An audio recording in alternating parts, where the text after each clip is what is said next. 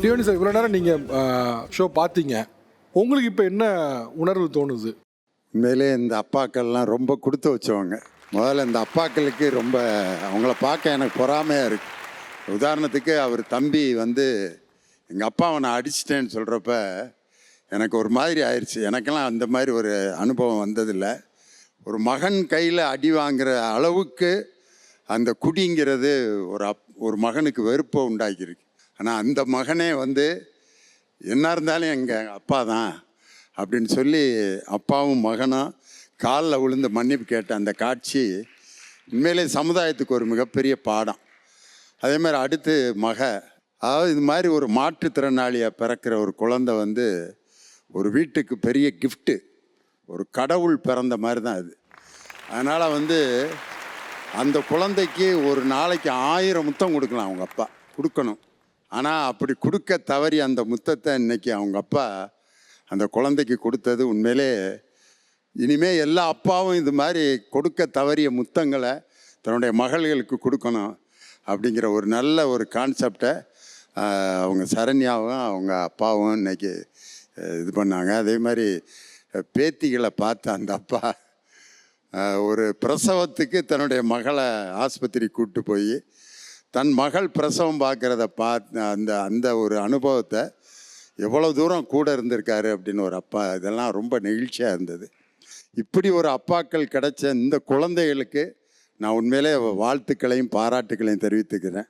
அதாவது எப்பயுமே ஒரு மகனோ மகளோ ஒரு பெரிய பேர் வாங்கிட்டா அதில் பேர் வாங்கிறது தாயாக தான் இருக்குது. எந்த மகராசி பெற்ற பிள்ளையோ இம்புட்டு மார்க் வாங்கியிருக்குதே, நான் நல்லா பேசணுன்னா கீழே இருக்கிறவங்கலாம் சொல்லுவாங்க, எந்த மகராசி பெற்ற பிள்ளையோ இவ்வளோ அழகாக பேசுகிறேன், இவ்வளோ அருமையாக பாடுறான் அப்படிம்பாங்க.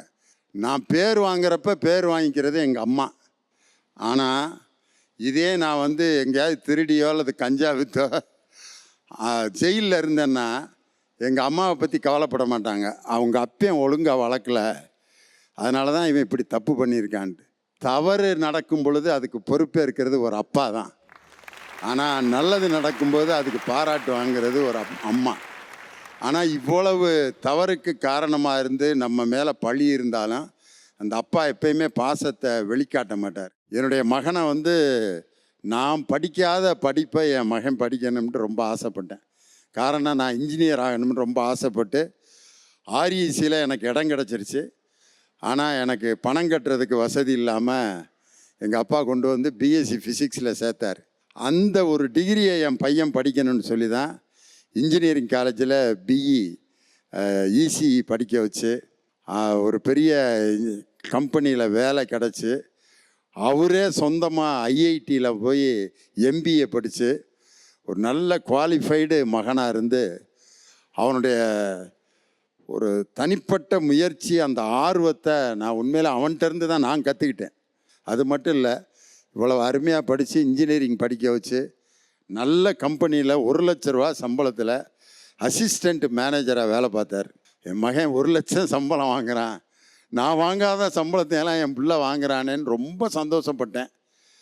ஆனால் அந்த நேரத்தில் என் ஃப்ரெண்டு ஒருத்தன் வந்து ஒரு ஷார்ட் ஃபிலிம் ஒன்று எடுக்கிறேன், உங்கள் மகனை வந்து இன்ஸ்பெக்டர் வேடத்துக்கு ரொம்ப நல்லா இருப்பான், அதனால் அந்த கேரக்டரில் நடிக்க வைக்கணும்ட்டு அன்னைக்கு யூனிஃபார்மை மாட்டி பைக்கில் அந்த இன்ஸ்பெக்டர் வேடத்தில் போய், அந்த ஷார்ட் ஃபிலிம் பேர் என்ன, அநீதி, அந்த அநீதிங்கிற ஷார்ட் ஃபிலிமில் நடித்து நடிகராக அந்த இது கேமரா முன்னாடி நடித்தான்ல. 1 லட்ச ரூபா சம்பளத்தை விட்டாச்சு, கம்பெனி எல்லாம் எம்பிஏ எல்லாத்தையும் விட்டுட்டு இன்றைக்கி முழு நேர திரைப்பட நடிகராக இன்றைக்கி வந்திருக்காருன்னு அப்போ வந்து ரொம்ப வேதனைப்பட்டேன். புலவு படிக்க வச்சு இன்ஜினியர் ஆகணும், சினிமாவில் நடிக்க வந்துட்டார் அப்படின்ட்டு. அதுக்கப்புறம் அவர் வந்து கதாநாயகனா அழகிய கண்ணேன்னு ஒரு படத்தில் நடித்தார். ராமராஜன் சாருக்கு மகனா சாமானியன்கிற ஒரு படத்தில் நடித்தார். அதை விட மாண்புமிகு பறை அப்படிங்கிற ஒரு படத்தில் நடித்து அந்த படம் ஃப்ரான்ஸ் நாட்டில் இருக்கக்கூடிய அவார்டு வாங்கின அந்த படத்தில் என் பையன் மாண்புமிகு பறைங்கிற படத்தில் நடித்தார். பொம்பளை பிள்ளைகளுக்கு தாலாட்டு பாட்டெலாம் பாருங்கள், ரொம்ப அழகாக இருக்கும் வார்த்தைகள்லாம். கண்ணான கண்ணே இந்த இப்போ கூட பாடினாங்க. பழைய பாட்டெலாம் பார்த்தீங்கன்னா, முத்தான முத்தல்லவோ முதிர்ந்து வந்த முத்தல்லவோ கட்டான மலர் அல்லவோ கடவுள் தந்த பொருள் அல்லவோ. கண்ணதாசன். பட்டுக்கோட்டை கல்யாண சுந்தரம். சின்னஞ்சிறு கண்மலர் செம்பவளவாய் மலர். இப்படி பெண்ணுக்கு வர்ணித்து பாடியிருக்காங்கன்னா, ஆம்பளை பேலை யாராவது ஒரு அப்பா இப்படி வர்ணித்து பாடின மாதிரி ஒரு பாட்டு இது வரைக்கும் நான் பார்த்ததே இல்லை. இருக்கு. என்ன இருக்கு? ஏன் பிறந்தாய் மகனே. அது வர்ணித்து பாடினதா? ஏன் பிறந்தாய் மகனே. ஒரு அப்பா மகனை பார்த்து பாடுற பாட்டா? இதில் அடுத்த வரி வேற. நான் பிறந்த காரணத்தை நானே அறியும் முன்னே நீயும் வந்து ஏன் பிறந்தாய் செல்வ மகனே அப்படின்னு. இன்னொரு பாட்டு ஒன்று இருக்கு. நாம் பெத்த மகனே நடராஜா இப்போ ஏண்டா பிறந்தே மகனை பார்த்து இப்படி சலிச்சு போய் தான் அப்பாக்கெல்லாம் பாடுறாங்க. ஆனால் என் மகனுக்கு நான் என்ன பாட்டு பாடுவேன் தெரியுங்களா? கேளாய் மகனே கேளொரு வார்த்தை நாளைய உலகின் நாயகன் நீயே. இந்த பாட்டை தான் நான் என் மகனுக்கு, அவன் சோர்வாக இருக்கிற நேரத்தில் இந்த 4 வரியை நான் பாடுவேன். என் மகன் வந்து இந்த திரைப்படத்துறையை தேர்ந்தெடுத்துட்டானே அப்படின்னு ரொம்ப வேதனைப்பட்டுக்கிட்டு இருந்தேன். ஆனால் இன்னைக்கு இன்ஜினியர்கள் 1000 இன்ஜினியர்கள் எத்தனையோ பேர் உருவாகலாம்.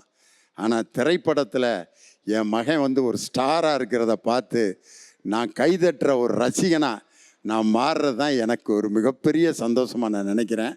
அப்படிப்பட்ட ஒரு நல்ல மகன், அந்த மகன் எனக்கு மகனாக கிடைச்சது எனக்கு ஒரு பெரிய பெருமை, சந்தோஷம்.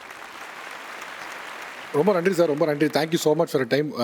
இந்த நேரத்தை உங்கள் மகனோட வந்து எங்களோட பகிர்ந்துக்கிட்டதுக்கு மனமார்ந்த நன்றி. உங்களோட திரைப்படம் வெற்றி பெறவும் மனமார்ந்த வாழ்த்துக்கள். ரொம்ப thank you sir. Thank you sir, thank you, ரொம்ப நன்றி, தேங்க்யூ.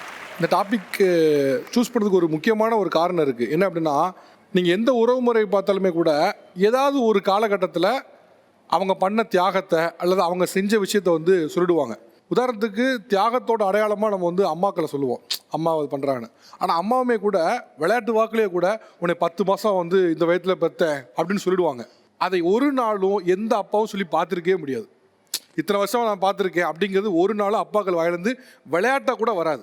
ஏன்னா அவங்க என்ன நினைக்கிறாங்கன்னா, நான் உனக்கு குழந்தை பெற்றுக்கிட்டேன், இது என் மகன் என் மகள், இதை செய்ய வேண்டியது என்னுடைய கடமைன்னு அவங்க இயல்புலேயே நினைக்கிறதுனால தான் அவங்களுக்கு அவங்க பண்ணுறதை வந்து சொல்லணும் கூட தோணலை. நீங்கள் எல்லாரும் கொடுத்த செய்தி என்ன அப்படின்னா, உண்மையிலே அப்பாங்கிறது வந்து ஒரு குழந்தைய பெற்றுக்கிட்டா வந்துடும், அது ஸ்தானம் தான். ஆனால் பொறுப்புங்கிறது வேற. அந்த பொறுப்பு உங்கள் எல்லாருக்கும் இருக்குது. அதை பார்க்க ரொம்ப சந்தோஷமாக இருக்குது. இதை பார்ப்பவர்களுக்கும் அப்படி பொறுப்புலேருந்து விலகி இருக்கவங்க நீங்கள் கற்றுக்க வேண்டிய பாடம் இந்த அப்பாக்கள்கிட்ட நிறைய இருக்குது. தயவு செஞ்சு கற்றுக்குங்க. அப்பாக்களுடைய பாசத்தை நம்ம பெரிதும் வெளிப்படுத்தினது இல்லை. அதை வெளிப்படுத்துக்கான ஒரு மேடையாக அதை அமைச்சிருந்தோம். உங்கள் அந்த மேடைக்கு நீங்கள் எல்லாரும் வந்ததில் பெரிய மகிழ்ச்சி. ரொம்ப நன்றி. நிகழ்ச்சி கலந்து கொண்டு இருக்கிற மனமார்ந்த நன்றி. தேங்க்யூ.